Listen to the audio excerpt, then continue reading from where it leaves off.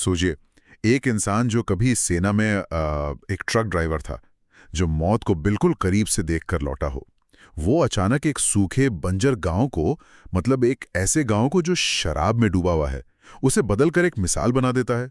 और फिर वही इंसान देश की राजधानी में आकर सरकार को घुटनों पर ला देता है। ये किसी फिल्म की कहानी लगती है ना? बिल्कुल। और अक्सर ऐसी कहानियों में हीरो या तो पूरी तरह सफेद होता है या फिर काला, लेकिन असलियत हमेशा इन दोनों के बीच कहीं होती है, थोड़ी ग्रे, थोड़ी उलझी हुई। और आज हम इसी जटिल कहानी की परतों को खोलने की कोशिश करेंगे। हमारे सामने जो स्रोत हैं वो किसान बाबूराव हजारे, जिन्हें हम सब अन्ना हजारे के नाम से जानते हैं, उनकी जीवनी पर आधारित हैं। तो चलिए शुरू से शुरू करते हैं। देखते हैं कि एक सैनिक से सामाजिक कार्यकर्ता और फिर एक राष्ट्रीय आंदोलन का चेहरा बनने का ये जो सफर है, इसमें ऐसा क्या है जो आज भी हमें सोचने पर मजबूर करता है। देखिए, इस कहानी की शुरुआत तो बहुत ही सामान्य है। महाराष्ट्र के एक गरीब परिवार में जन्म हुआ, 7वीं क्लास के बाद ही पढ़ाई छूट गई और फिर पेट पालने के लिए मुंबई में फूल बेचने का काम। यहाँ तक तो सब कुछ बहुत साधारण लगता है। लेकिन उनकी जिंदगी का सबसे बड़ा मोड़ आया 1960 में, जब वो भारतीय सेना में भर्ती हुए। और सेना में भी कोई बड़े अफसर नहीं बने, ट्रक ड्राइवर के तौर पर भर्ती हुए। हाँ, बिल्कुल। लेकिन 1965 के भारत-पाकिस्तान युद्ध ने सब कुछ बदल दिया। वो खेमकरण सेक्टर में तैनात थे जब उनकी पोस्ट पर दुश्मन ने हवाई हमला कर दिया। उस हमले में उनकी पूरी की पूरी टुकड़ी मारी गई और वो अकेले बचे थे। हाँ, वो अकेले थे जो उस मलबे से जिंदा निकले। ये तो मतलब एक तरह का पुनर्जन्म ही हुआ। किसी भी इंसान को अंदर तक हिला देने के लिए एक घटना काफी है। बिल्कुल। और अन्ना ने खुद कहा है कि उस दिन उन्हें लगा कि भगवान ने उन्हें किसी बड़े मकसद के लिए, किसी कारण से जिंदा रखा है। वो कहते हैं, खेमकरण के युद्ध क्षेत्र में मेरा पुनर्जन्म हुआ और मैंने तय किया कि मेरा ये नया जीवन लोगों की सेवा में लगेगा। अच्छा। और इसी खोज में उन्होंने फिर स्वामी विवेकानंद, गांधी, विनोबा भावे, इन सब को पढ़ना शुरू किया। कहते हैं कि नई दिल्ली रेलवे स्टेशन पर उन्हें विवेकानंद की एक किताब मिली थी, call to the youth for nation building, और उस किताब ने उन्हें एक दिशा दी। तो एक सैनिक जो देश के लिए लड़ने गया था, अब उसे देश बनाने का एक नया मिशन मिल गया था। इसके बाद वो सेना से रिटायर हुए और 1975 में अपने गांव रालेगण सिद्धि लौटे।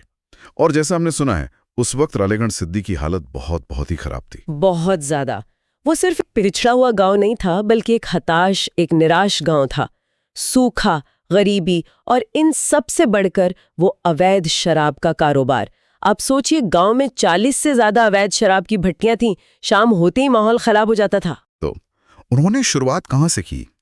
इतनी सारी समस्याओं में से पहली चुनौती किसे माना? उन्होंने सबसे पहले गांव की सबसे बड़ी सामाजिक बुराई, मतलब शराब, उसी पर हमला किया। उन्होंने गांव के जो नौजवान थे उनको इकट्ठा करके तरुण मंडल बनाया। फिर मंदिर में एक बैठक बुलाई और सबसे संकल्प करवाया कि गांव में शराबबंदी लागू होगी।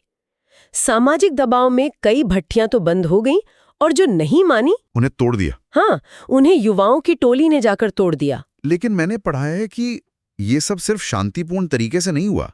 एक घटना का जिक्र आता है जो काफी विवादित है। हाँ, और उस पर बात करना जरूरी है। बताया जाता है कि 3 लोगों ने शराब पीकर गांव में हंगामा किया, तो उन्हें गांव के मंदिर के खंबे से बांधकर अन्ना ने खुद अपनी सेना की बेल्ट से पीटा। एक मिनट, यहां थोड़ा रुकते हैं। एक गांधीवादी सामाजिक कार्यकर्ता, और वो खुद हिंसा का इस्तेमाल कर रहा है। ये सुनने में बहुत अजीब लगता है। ये तो सीधे सीधे कानून को अपने हाथ में लेना हुआ ना? बिल्कुल। और जब उनसे इस बारे में पूछा गया तो उनका जवाब भी उतना ही दिलचस्प था। उन्होंने कहा, बीमार बच्चे को ठीक करने के लिए कभी कभी कड़वी दवा देनी पड़ती है। उनका मानना था कि ग्रामीण भारत एक कठोर समाज है और यहाँ बदलाव लाने के लिए कभी कभी ऐसे तरीके अपनाने पड़ते हैं।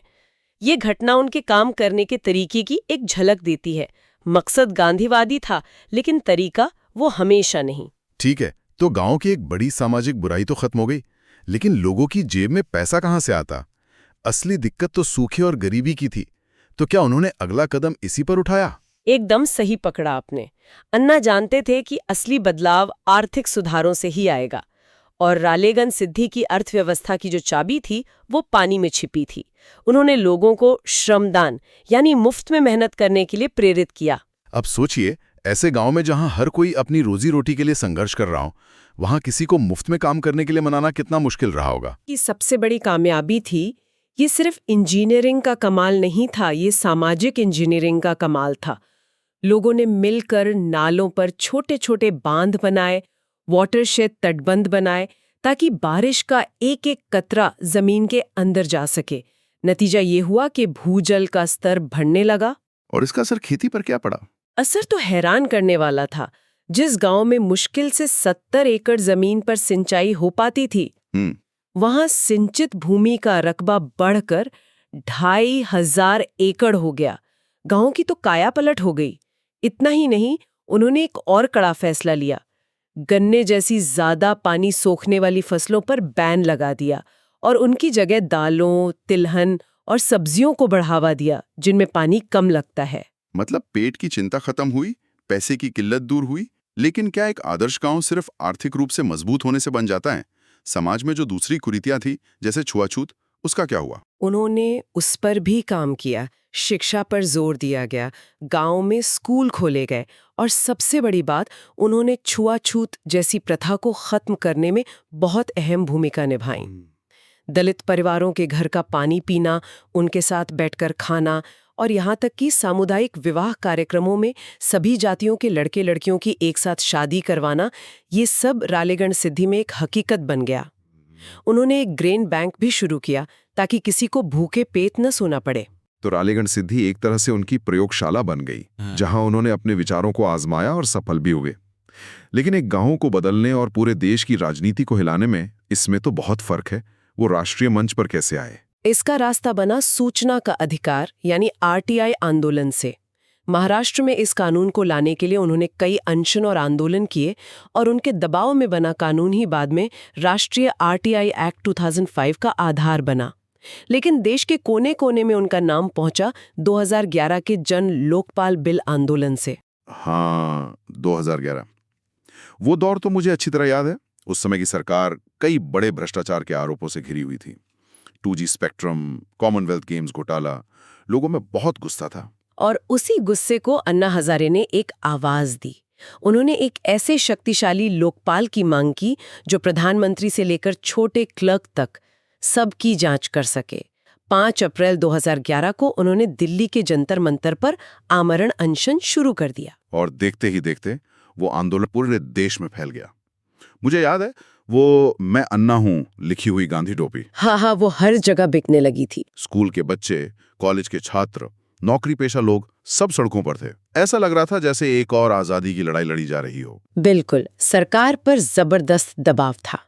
सिर्फ 4 दिन में सरकार को झुकना पड़ा और एक संयुक्त मसौदा समिति बनाने की मांग मान ली गई, जिसमें आधे सदस्य सरकार के और आधे सिविल सोसाइटी के थे। अन्ना ने अपना 98 घंटे का अनशन तोड़ा, लगा कि जीत हो गई। लेकिन असली ड्रामा तो अभी बाकी था। सरकारें दबाव में अक्सर वादे तो कर देती हैं, पर मानती नहीं। तो क्या उस संयुक्त समिति का वाकई कोई नतीजा निकला, या ये सिर्फ आंदोलन को ठंडा करने की एक चाल थी? यह एक चाल ही साबित हुई।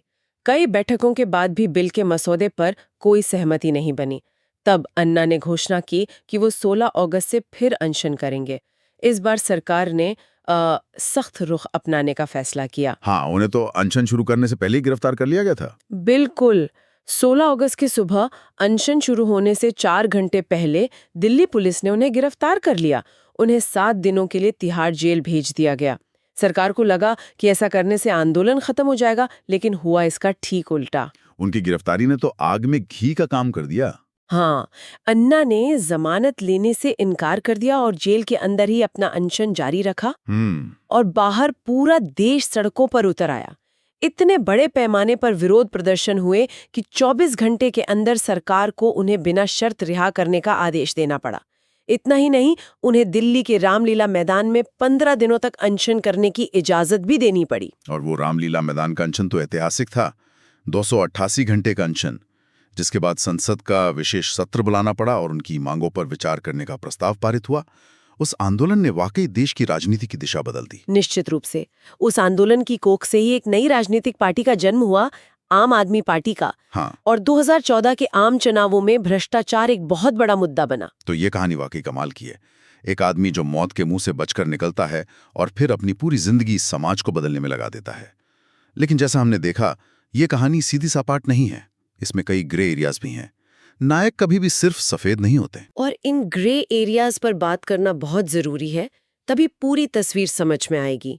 जहां एक तरफ उन्हें गांधीवादी कहा जा रहा था, वहीं उन पर सत्तावादी और तानाशाही सोच रखने के आरोप भी लगे, जैसे वो भ्रष्ट अधिकारियों के लिए मौत की सजा की वकालत करते थे।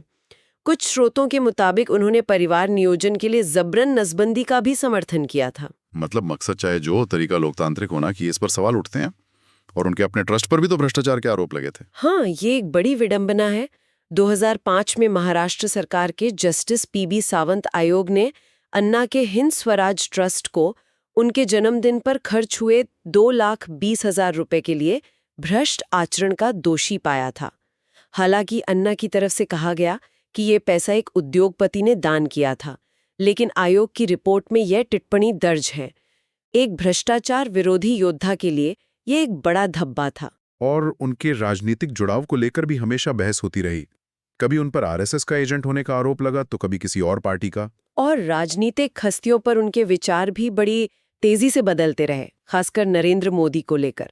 पहले उन्होंने गुजरात के मुख्यमंत्री के तौर पर मोदी के ग्रामीण विकास मॉडल की जमकर तारीफ की। फिर कुछ ही समय बाद गुजरात जाकर भ्रष्टाचार और लोकपाल नियुक्त न करने पर उनकी आलोचना करने लगे। और 2014 के बाद तो उनके सुर पूरी तरह बदल गए। हाँ, 2019 में उन्होंने खुद स्वीकार किया कि 2014 में बीजेपी ने सत्ता में आने के लिए उनका इस्तेमाल किया है। उन्होंने कहा कि लोकपाल आंदोलन की वजह से ही बीजेपी और आम आदमी पार्टी सत्ता में आई, लेकिन अब उनका दोनों से मोहभंग हो चुका है। ये उनके राजनीतिक सफर की जटिलता और शायद थोड़ी राजनीतिक नासमझी को भी दिखाता है। तो ये थी अन्ना हजारे की कहानी। एक सैनिक, एक समाज सुधारक, एक आंदोलनकारी, एक ऐसा व्यक्ति जिसने एक गांव की तस्वीर बदल दी और देश की राजधानी को हिला दिया। उनका सफर ये दिखाता है कि एक अकेला इंसान भी अगर ठान ले तो सामूहिक चेतना को जगा सकता है। रालेगढ़ सिद्धि आज भी जमीनी स्तर पर बदलाव की एक मिसाल है, और लोकपाल आंदोलन दिखाता है कि कैसे एक विचार लाखों लोगों को एकजुट कर सकता है। लेकिन साथ ही उनसे जुड़े विवाद हमें ये भी याद दिलाते हैं कि सामाजिक आंदोलनों के नायक अक्सर जटिल होते हैं। उन्हें सिर्फ काले या सफेद में नहीं देखा जा सकता। बिल्कुल। और आखिर में हम हमेशा की तरह सुनने वालों के लिए एक सवाल छोड़ जाते हैं। अन्ना हजारे की कहानी एक व्यक्ति की ताकत को तो दिखाती है, पर यह सवाल भी छोड़ जाती है कि क्या बड़े सामाजिक बदलाव के लिए ऐसे आंदोलनों का अंत में राजनीतिकरण होना तय है, या फिर राजनीति से दूर रहकर ही ऐसे आंदोलन अपनी पवित्रता बनाए रख सकते हैं, भले ही वो अपने अंतिम लक्ष्य तक न पहुंच पाए।